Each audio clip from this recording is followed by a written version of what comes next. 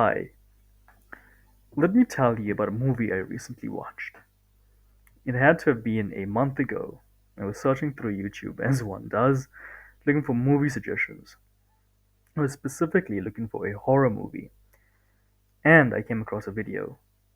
I don't remember the title, but it was something along the lines of Most Disturbing Movies 2024. And amongst the movies listed in that video was a movie called The Coffee Table. Not much was said about the movie, and that piqued my interest. So I found the movie, and I did not watch any of the trailers. I did not get any background knowledge on it. And I decided that I would watch it as soon as I could. I had no idea what I was setting myself up for. So let me provide a synopsis. We are introduced to an older married couple. It is clear that there is some sort of power imbalance. And the entire movie essentially revolves around the husband finally making a choice in the relationship of choosing to purchase a coffee table and the repercussions that come with it. Appropriately for the title, in the opening scene, we are immediately introduced to the couple about to purchase some sort of furniture, and probably the introduction of the best character in the entire movie, the salesman. Preceding this, immediately, we are then introduced to the scariest scene in the entire movie by far. The couple, I believe it's Jesus and Maria, start bickering.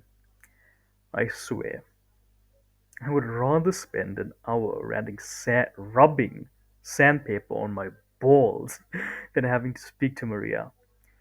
This couple, listening to them, just makes you feel tense. It's a kind of conversation that you never ever want to hear. And the real part, or the peak of the movie, is this scene, the opening scene. It's the scariest and by far the most infuriating scene in the entire movie. After that, the movie is just downhill. I would rather watch 89 minutes of the sleazy furniture salesman than have to watch this movie again.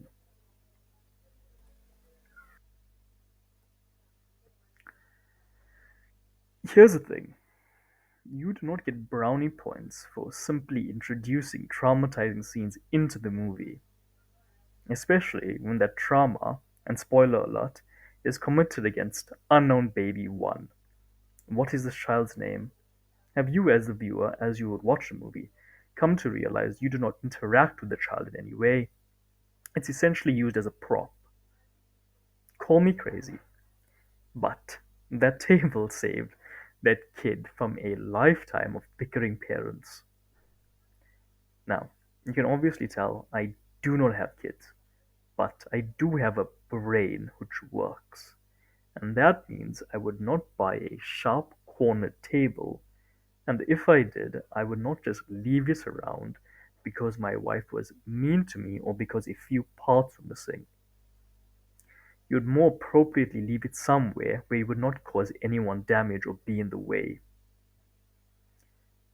This movie is scary, disturbing, insert generic horror adjacent adjective, I would say for a small domain of people, maybe new parents, and that's it, I guess.